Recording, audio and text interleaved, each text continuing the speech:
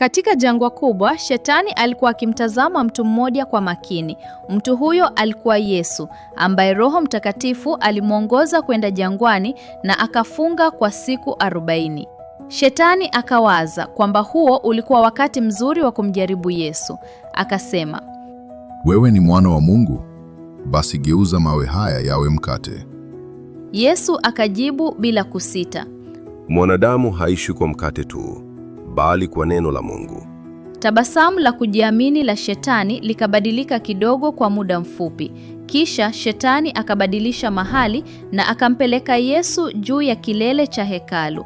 Akamjaribu tena akisema, "Kama wewe ni mwana wa Mungu, jitupe kutoka hapa chini. Tutaona kama Mungu kweli atakulinda."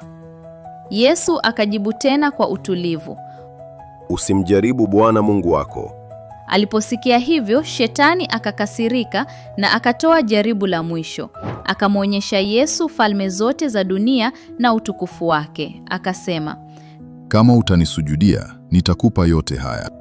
Wakati huo, Yesu akajibu kwa uthabiti zaidi kuliko hapo awali, "Ondoka Shetani, ni Mungu pekee anayestahili kuabudiwa."